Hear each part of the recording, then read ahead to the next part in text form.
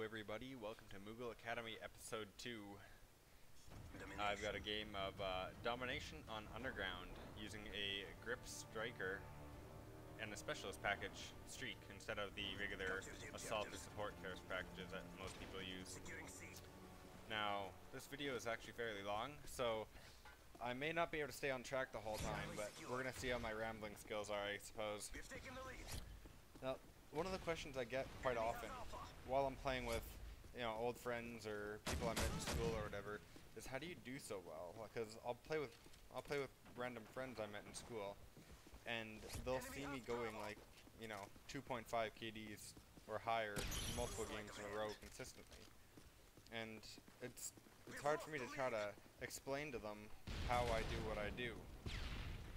So that's one reason why I wanted to make these videos, is so I can explain easy methods that everyday people can use to do well.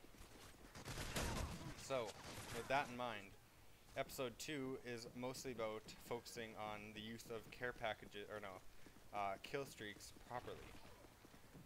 The one I'm using in this game is the specialist package, which allows you to unlock more perks as you continue the game and get kills, which is much different from your regular kill streaks. The benefit to using specialist package is that you get amazing stability. Like, for example, I am using extreme conditioning as my first perk, assassin as my second perk, and steady aim as my third perk. On my specialist package, I am using sleight of hand, blast shield, and then scavenger. I know a lot of people like to use hardline when they do this, and that can be useful too, but that's what I'm using. Now, everything I do, from my weapon to my secondary to my grenades, everything has a specific purpose. I do not do random unless I'm just trying to test random shit out. So the purpose of using those three specialist package is that I'm just getting the striker leveled up right now, so I don't have extended mags on yet, but I can typically get 2 kills with the striker without reloading. Once I get my 2 kills, I have sleight of hand, so then I get sleight of hand and I can reload quickly, so I don't have to waste time doing that. The blast shield, that's just for general, makes you a lot stronger, because after you get a few kills, people are going to be coming back after you. Like, it doesn't matter if you're running around or if you're camping, people will be coming after you if you get multiple kills in a row, because that's just what people do. So they will be throwing stuns, they will be throwing grenades, it's inevitable. That makes you a lot more resistant to that and keeps you alive a lot better. The last one is scavenger, which by the time I can get scavenger, I'm normally pretty close to out of ammo, because it's a 6 kill streak. So it basically makes it so you have infinite ammo once you hit that point, which is very useful. And then the last addition to using a special perk is when you get 8 kills in a row, you get all specialist perks, which basically you get every perk there is, which is, fantastic. I love having set rep and dead silence. You don't hear your own footsteps and everyone else is way louder. So, you have the sound advantage. It's way easier to, kill anybody. You know exactly where they are. The other benefit, which I'm not 100% sure on actually, is if you unlock all proficiencies on the weapon that you're currently using as well. I've been told that by people who actively read forums and things like that, but I've never actually seen anything confirming it. I've only heard of it. So, apparently you also unlock all the perks on the weapon, which is amazing as well for any gun.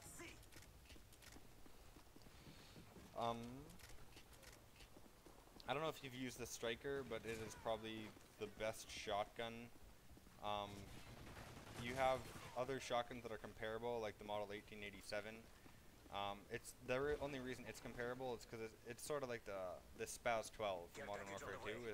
It's got decent range on it, but compared to the striker, I would pick the striker every time, simply because the striker has like the same range the Model 1887 does.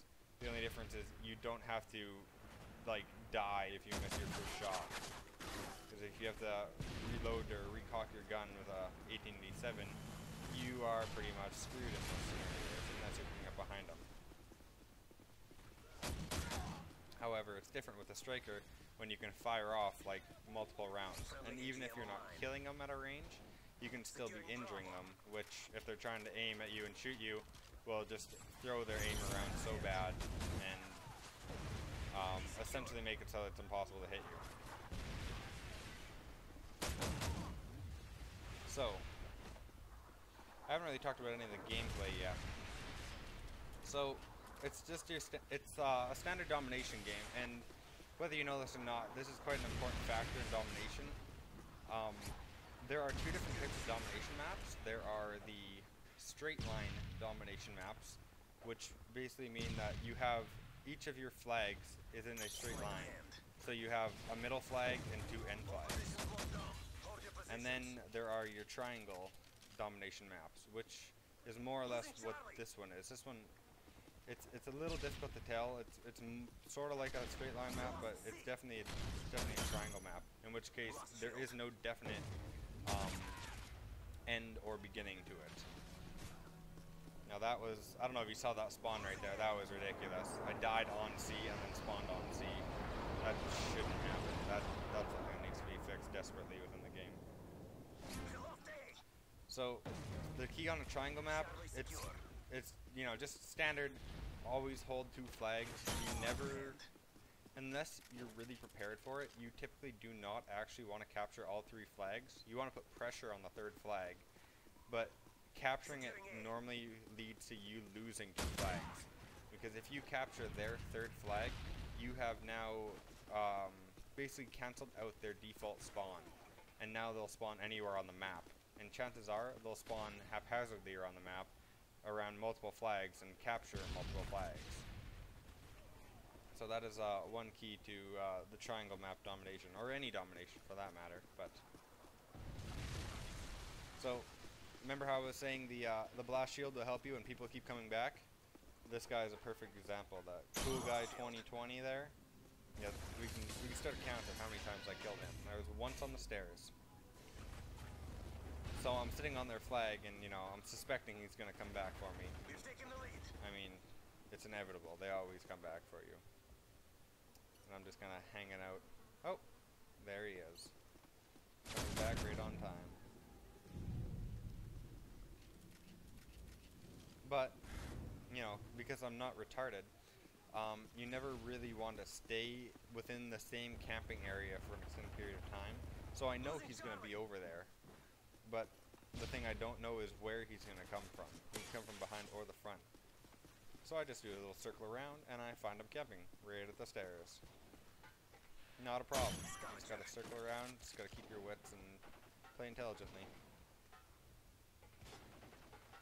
Now I'm trying to get the hell out of this tunnel again, and I find him on the other entrance. So what is that? 1, 2, 3, 4 times I've killed him so far in a row. Wonder if we can make it 5. It's pretty fun recording these games and then watching them after, because it's just like, I know something interesting, but I wonder what that was. Oh, yeah, I do get him again. 5 times in a row. Just running around in their spawn. And I just unlocked the specialist package as well.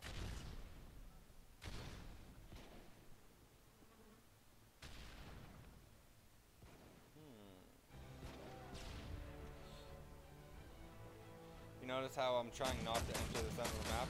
That's not as important on domination, because the focus is more around the flags than it is around kill zones. So that's how your playstyle can drastically change from things like deathmatch to domination. Is simply the kill zones change. They are no longer in the center of the map or in any really distinct areas. They're always on top of the flags.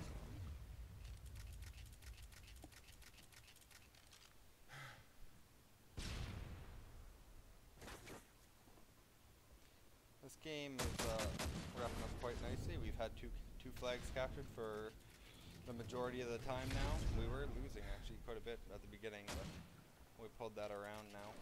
And you notice my scavengers keeping my ammo up.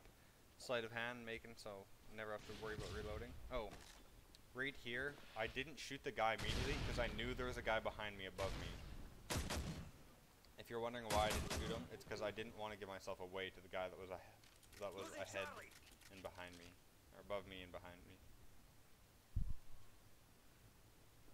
The guy, I did get the assist on him when he ran away and I shot him and didn't kill him though. This, I tried to go for it. I failed. Money flew out of me, you know, common things like that. Thanks, thank you for watching this episode of Moogle Academy. I am progressively getting better at this whole thing, so that's good for me. Remember to like it if you enjoyed it. Do not like it if you did not enjoy it. Please leave a comment on what I should do better. Thanks for watching. This was Freakers1014, and see ya.